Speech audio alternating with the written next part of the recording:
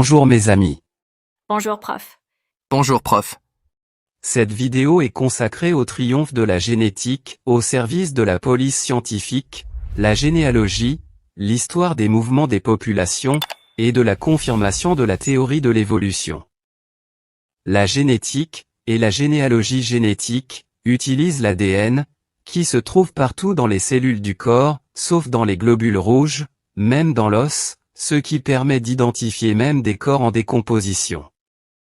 L'ADN contient un code génétique unique, qui correspond à chaque être vivant.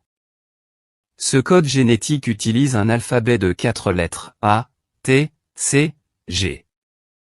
Ces lettres sont combinées par 3 pour former des codons, qui correspondent à des instructions pour la production de protéines.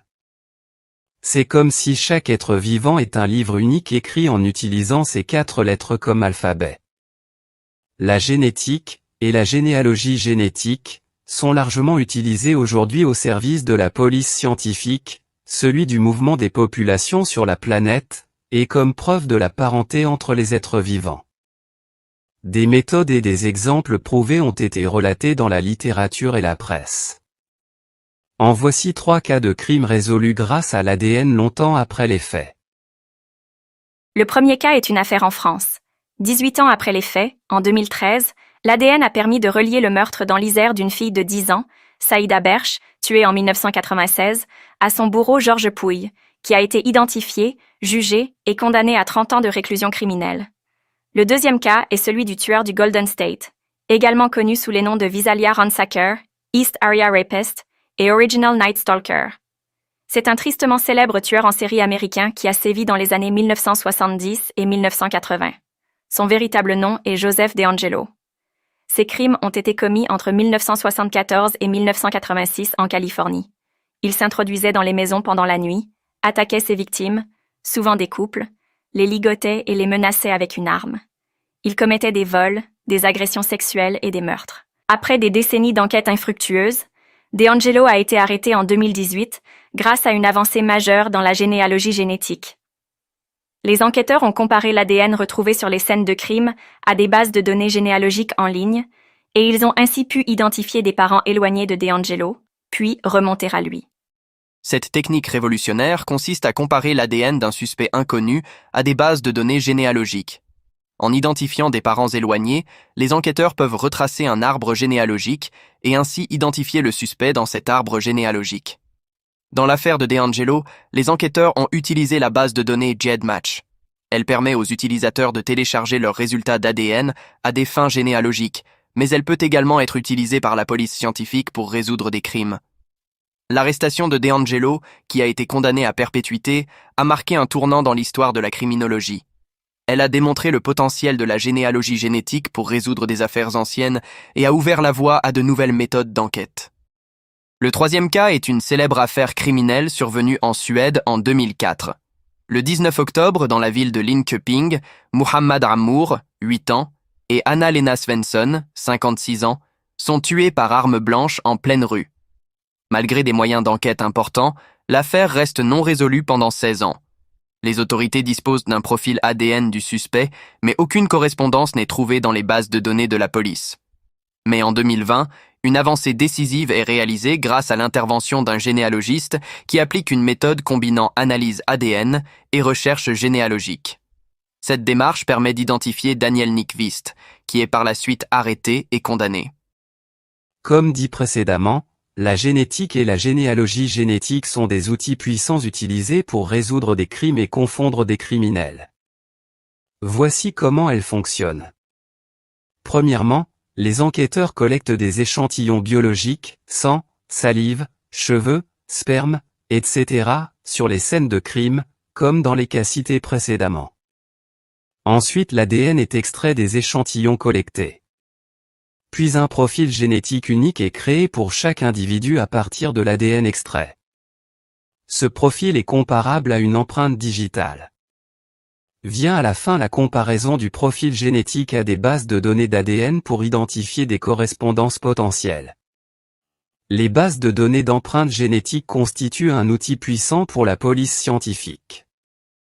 Celle-ci utilise deux principaux types de bases de données d'empreintes génétiques pour résoudre des affaires criminelles. La première est un fichier national automatisé des empreintes génétiques. Ce fichier contient les profils ADN de personnes ayant été condamnées pour des infractions graves ou moins graves, ainsi que de personnes mises en cause dans des affaires criminelles. En comparant l'ADN de l'individu retrouvé sur une scène de crime, même très longtemps à l'avance, avec les profils dans la base de données, les enquêteurs peuvent identifier des suspects potentiels, c'est le cas du premier exemple cité au début de la vidéo. Ce type de base de données permet aussi de déterminer si une même personne est impliquée dans plusieurs affaires. Le deuxième type sont les bases de données généalogiques. Ces bases de données publiques, créées par des entreprises privées, contiennent les profils ADN de personnes ayant effectué un test généalogique en vue de retracer leur arbre généalogique. Elles permettent dans certains cas, comme dans les exemples 2 et 3 cités au début de la vidéo, l'identification des suspects inconnus lorsqu'aucune correspondance n'est trouvée dans le premier type de base de données. Les enquêteurs peuvent utiliser ces bases de données généalogiques pour rechercher des parents éloignés du suspect. Les enquêteurs construisent des arbres généalogiques à partir des correspondances trouvées pour remonter jusqu'au suspect. On prélève alors son ADN pour vérification avec celui trouvé sur la scène du crime. Les bases de données généalogiques peuvent aider à résoudre des affaires non élucidées depuis longtemps. Ces méthodes combinent la puissance de la science et de la technologie pour aider la justice à résoudre des mystères autrefois insolubles. La généalogie génétique utilise aussi l'ADN pour retracer l'histoire de nos ancêtres et les migrations de populations à travers le temps. Comment ça marche? L'ADN accumule des mutations au fil des générations. Ces mutations sont un peu comme une horloge moléculaire. Grâce à ces mutations, en comparant les séquences d'ADN de différentes personnes, les généticiens peuvent estimer le temps écoulé depuis leur dernier ancêtre commun. En effet, certaines régions de notre génome sont plus susceptibles de muter que d'autres. Ces régions, appelées marqueurs génétiques, sont utilisées pour identifier des lignées génétiques spécifiques et retracer les migrations de populations. Les résultats des tests génétiques sont comparés à de vastes bases de données contenant les profils génétiques de personnes du monde entier. Cela permet d'identifier des correspondances génétiques et d'estimer les origines géographiques de nos ancêtres. En plus, ces données génétiques peuvent aider à reconstituer les mouvements de population, les mélanges génétiques et les événements historiques qui ont façonné notre patrimoine génétique. Cela a permis de confirmer certaines théories sur les migrations humaines, comme la sortie d'Afrique et la colonisation de nouvelles terres. Par exemple, les études génétiques ont montré que les populations amérindiennes descendent d'anciens Asiatiques qui ont traversé le pont de Bering, qui a existé à plusieurs reprises entre la Sibérie orientale et l'Alaska, il y a des milliers d'années. Cependant, les résultats des tests génétiques doivent être interprétés avec prudence dans le domaine géographique, en particulier pour les populations ayant connu des mélanges génétiques importants. La génétique et la généalogie génétique jouent aussi un rôle crucial dans la compréhension des relations de parenté entre les espèces. La séquence des gènes et du génome entier est analysée pour identifier les similitudes et les différences entre les espèces. Les gènes similaires entre les espèces, appelés gènes homologues, sont étudiés pour retracer l'évolution et l'ancêtre commun. Les groupes de gènes hérités sont utilisés pour tracer les lignées ancestrales des espèces. Tandis que les mutations accumulées dans les séquences ADN peuvent indiquer le temps écoulé depuis la divergence des espèces. Les arbres phylogénétiques sont alors construits en utilisant ces données pour représenter les relations évolutives entre les espèces. Des études génétiques montrent que les humains partagent une grande partie de leur ADN avec les chimpanzés et les bonobos, environ 98%, indiquant qu'ils partagent un ancêtre commun récent, environ 5 à 7 millions d'années. Alors que le macaque et l'homme n'ont en commun qu'environ 93% d'ADN, indiquant qu'ils partagent un ancêtre commun beaucoup plus lointain, environ 25 millions d'années. Ces analyses génétiques et généalogiques fournissent des informations précieuses sur l'évolution, la diversité biologique, et les relations de parenté entre toutes les espèces vivantes.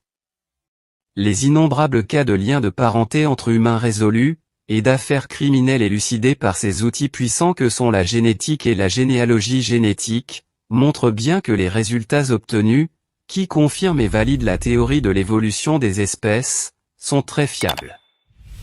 Malgré cela, beaucoup de gens n'acceptent pas encore notre parenté ancestrale avec les grands singes pour des raisons religieuses ou idéologiques. Pourtant, ils acceptent la poussière de la Terre comme matière d'origine sans problème. Qui est le plus proche des humains? L'animal qui a la même allure corporelle, les mêmes organes et leurs fonctionnalités, la même manière de se reproduire, plus les 5 doigts au niveau des mains, ou bien la poussière de la Terre? De toute façon, rien n'arrêtera le progrès, il est inscrit dans les gènes.